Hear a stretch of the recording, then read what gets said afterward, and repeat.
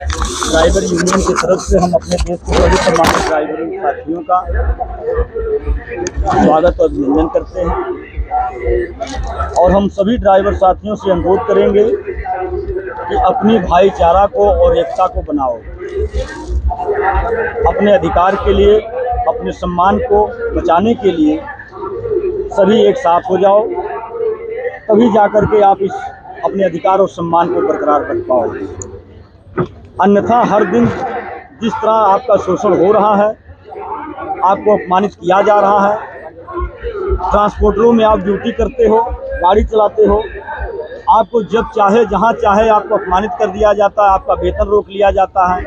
हमने तो यहां तक देखा है कि ड्राइवर जब घर जाता है, उसे को पैसे की ज़रूरत होती है, तो अगर वो छुट्टी मांगता है ट्रांसपोर्टर से, तो वो उसको पैसे देने के बजाय उसको ऊपर गलत इल्ज़ाम लगा करके लोग उसे प्रताड़ित करते हैं, मारते हैं, बाथरूमों में बंद कर देते हैं। यहाँ तक कि हमारे पास वीडियो आई है, हमारे पास तैर भी आती है कि सर हमारे साथ इस तरह से हो रहा है, ग्रीस पोतते हैं, नंगे कर करके पीटे जाते हैं ड्राइवर को।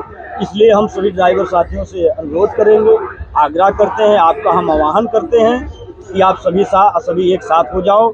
वाहन चालक कल्याण समिति आपकी सुरक्षा, आपके सम्मान के लिए निकल पड़ी है और आपको आवाज़ देती है कि अब आपका वो समय आ चुका है कि आप अपने अधिकार के लिए वाहन चालक कल्याण समिति के साथ रहें और कदम से कदम मिलाकर चलें, अपने सम्मान को बरकरार रखें। और जो हमने सरकार के सामने आपके सुरक्षा व्यवस्था के लिए जो हमने मांगे रखी है, वो हम आपको दिला कर रहेंगे। अगर आप हमारे साथ एक हो जाते हैं और अपनी संख्या के आधार पर आप जब सरकार के सामने जाएंगे, तो आपके अधिकारों का कोई हनन नहीं होगा, ना तो कोई आपके अधिकारों को ले पाएगा। सर, मैं आपसे ये जानना चाहता हूँ कि आपकी वाहन चालक कल्याण समिति पूरे देश में कहाँ कहाँ तक है?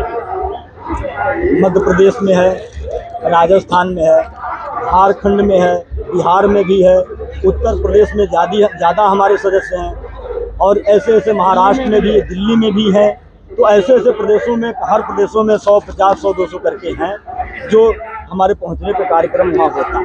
आपकी समिति से कौन कौन से ड्राइवर जुड़े हुए हैं? इसमें देखिए 3 व्हीलर हैं, 4 व्हीलर के हैं, कमर्शियल गाड़ी, हैवी व्हील्स के जो मालवाहक गाड़ियाँ हैं, सभी ड्राइवर हमारे साथ हैं। ओला वाले भी, ओला उबर? हाँ, ड्राइवर जो भी हैं, ये सभी ड्राइवरों के सम्मान की लड़ाई है जो प्राइवेट चालक हैं। तो जी, जो आपकी संस्था से जुड़ते हैं तो उनको क्या बेनिफिट मिलेगा? देखिए, इसमें जो रजिस्ट्रेशन कराते वक्त जो हमें प्रशासन ने निर्धारित किया है, जो शुल्क, उस शुल्क के आधार पे हमारे समिति संगठन के साथ जुड़ने वाले सदस्य को 1 साल की हम एक पॉलिसी देते हैं, जिसमें 25,000 रुपये तक की आर्थिक सहायता, मेडिकल खर्चा जो आएगा एक्सीडेंट में, उसे हम 25,000 रुपये तक की आर्थिक सहायता देते हैं। 25,000 रुपये की आप सहायता दोगे। यदि जो अभी आपने बताया शुल्क जो आपकी संस्था से जुड़ता है, तो उस शुल्क की रकम में क्या रखी गई है? 500 रुपये मात्र 500। तो 500 रुपये यदि कितने लोग आपके साथ जुड़ सकते हैं? तो उम्र की कैटेगरी रखी गई है, वैसे रखा गया? जिसके लाइसेंस, जब तक जिसका लाइसेंस काम कर रहा है, वैलिडिटी जब तक लाइसेंस की है, उसके लिए ये व्यवस्था हमने बनाई। इसके लिए हम सरकार से मांग कर रहे हैं, तब तक ये व्यवस्था हम अपने पास रखेंगे जब तक सरकार हमें कोई सरकारी व्यवस्था प्रदान करे। यदि कोई जो आपके एनजीओ के साथ जुड़ता है, बाइक फेंक उनके साथ कोई घटना हो जाए, उनके परिवार को कैसे देखेंगे आप लोग?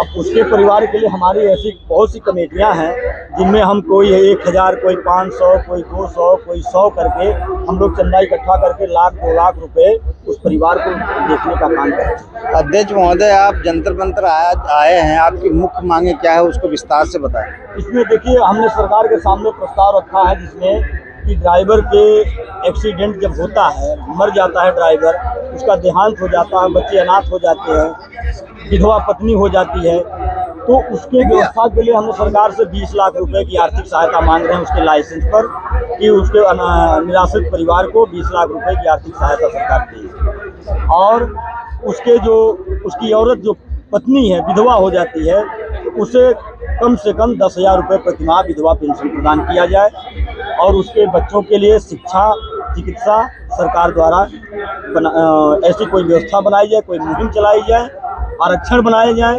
ड्राइवर के लिए, ताकि उसके परिवार को ये सब व्यवस्था सरकार की तरफ से मिले। अध्यक्ष महोदय, जो आप जो है क्या नाम उनकी सहयोग की बातें कर रहे हैं ड्राइवरों की, आज तक आप लोगों ने किसी ड्राइवर का सहयोग इस तरह से करा समाज में? बहुत से ऐसे ड्राइवरों को किया, हमारे फेसबुक में है, आप वीडियो आपको मैं दिखा सकता हूँ कि ड्राइवर जब एक एक्सीडेंट हो जाता है, अगर हम नहीं मौके पर पहुँच सके, किसी प्रकार से ड्राइवर का हॉस्पिटल में पहुँचा है, तो हम लोग जाते हैं हॉस्पिटल में, ड्राइवर से मिलते हैं, उसकी स्थिति परिस्थिति को देखते हैं, क्या वो अपना इलाज करने योग्य है या नहीं है। अगर उस योग्य नहीं होता है, 10,000 20,000 जो भी हमसे होता है योगदान, चंदा इकट्ठा व्यवस्था करके हम ड्राइवर की सहायता करते हैं। आपके पास इसका कुछ आंकड़ा है, इनकी संख्याएं हैं जिनकी आप लोगों ने कुछ मदद करी हो? कम से कम 25-30 लोगों की इनका रिकॉर्ड बनाते होंगे आप अपनी हाँ, संस्था बिल्कुल रजिस्टर मेंटेन होता है, उसकी तस्वीरें भी हम रखते हैं, वीडियो भी रखते हैं, जो कि सामने वाले को दिखा सकते हैं, इसका प्रमाण दे सकते हैं। तो अब आज आगे आप क्या करना चाह रहे हैं?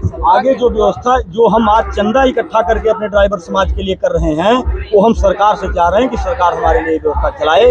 आखिर हम कब तक 500 रुपए की चंदा लेकर के और ड्राइवरों की सहायता करेंगे? हो सकता है कि कभी ऐसी हमारे साथ कोई घटना घट जाए कि 10-15 लोगों की घटना हो जाएगी, तो हम कितनी व्यवस्था अपने बच्चों की चलाएंगे, अपने परिवार को देखेंगे, कि चंदा इकट्ठा करके हम ड्राइवरों को व्यवस्था देखेंगे। इसलिए हम सरकार से मांग आज आपकी प्रमुख मांगे क्या है? किन किन को आप ज्ञापन सौंप चुके हैं? अभी तो हम आए हैं आज जंतर मंतर पे।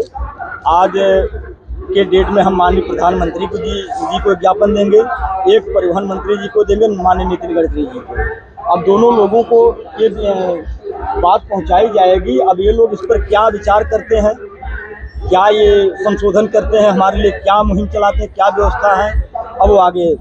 अगर इनके ऊपर सुनवाई यदि सरकार नहीं करती है, डिले करती है, देरी करती है, तो आप लोग आगे कुछ ऐसी रणनीतियां हैं जो बना रखी हैं, आप वो करेंगे? क्या कुछ करेंगे आगे? जैसे आज सन 2017 से हमारी कमेटी चल रही है, हम जिस तरह से कार्य करते आए हैं, सदस्य बनाते आए हैं, अब यहाँ से आज का धरना प्रदर्शन जब समाप्त होगा यहाँ से, तो हमारा यही काम है कि हर प्रदेश में, हर जनपद में जा कर के अपने संगठन को मजबूत करना, सदस्यों को बनाना और सबको सचेत करना, बताना कि आने वाले समय में 2023 के अप्रैल महीने में स्टीयरिंग छोड़ो आंदोलन छेड़ा जाएगा, जो कि हम रोड पर ना होकर के अपने घरों में आराम करेंगे। अगर पूरी दुनिया हमें अगर अपने दिल दिमाग से हमें निष्कासित करके रख सकती है, तो हम भूखे मर सकते हैं, रोड पर मर सकते हैं, और जगह मर सकते हैं, तो 2-4-10 दिन घर में भी भूखे मरेंगे।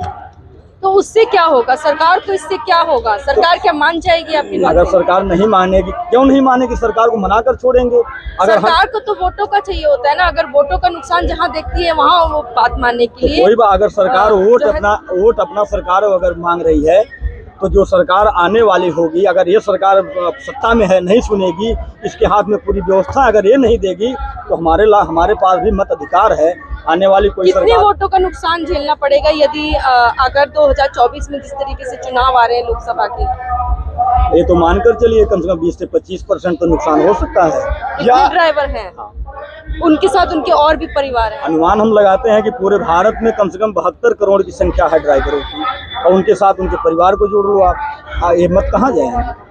याद लगता है 2024 के अंदर चुनाव होगा, जो ड्राइवर लोग जो होते हैं कहीं ना कहीं, जो आप बता रहे जिस स्टेट में आप लोग सभी लोग संस्था है आपकी जिस क्षेत्र में, तो वहाँ यदि सरकार आपकी बातें नहीं मानती है, तो उनको आप किस तरह से सरकार को दबाने के सोचेंगे? देखिए, हम बहुत राजनीति मुद्दों पर नहीं जाना चाहते हैं।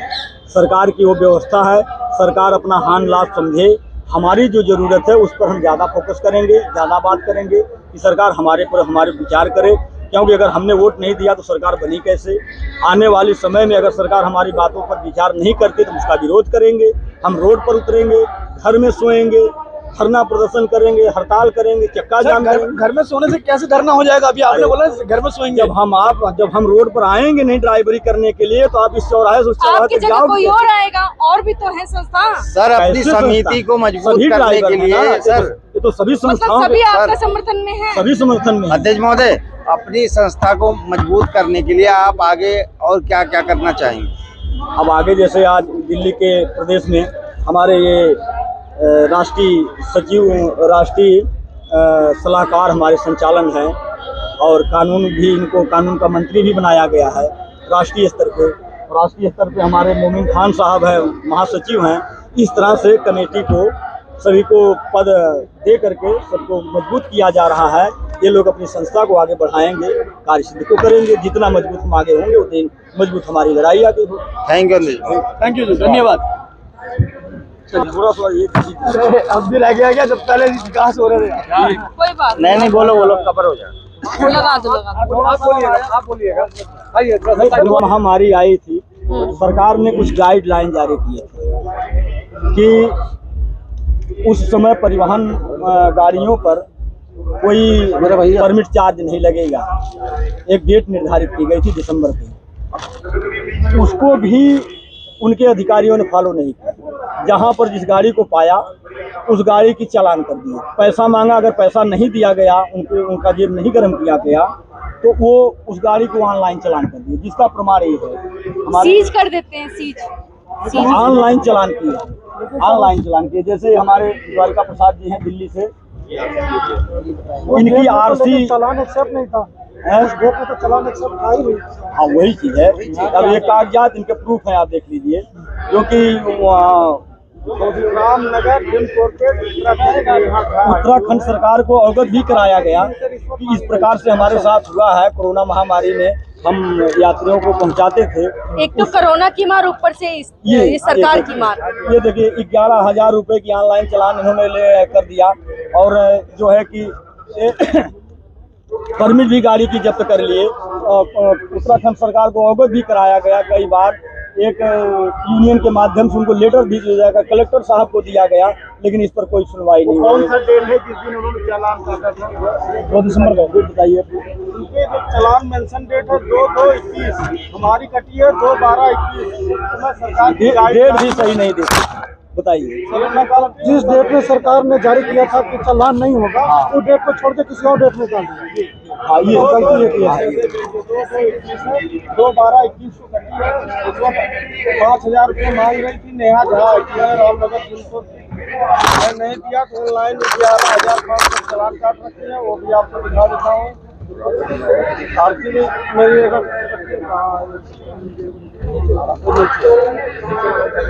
ये ऑनलाइन 11,500 की है, 2 दिसंबर 2021 का। उस समय भी सरकार की गाइडलाइन में हमारी गाड़ी का कोरोना काल के लिए माफ था। उस समय भी मतलब वो पालन हो रहा था कि मतलब कोई प्रशासनिक कर्मचारी इस तरह का काम ना करे। लगाए हैं पुष्कर सिंह धामी को भी। अगर इसमें अब कोई हमसे ये जानकारी लेना चाहे कि क्या प्रशासन भ्रष्ट नहीं है, और इससे बड़ा क्या प्रमाण आपको दे सकते हैं कि सरकार की गाइडलाइन फॉलो नहीं हो रही है, क्या उम्मीद आप इस प्रशासन से कर सकते हो?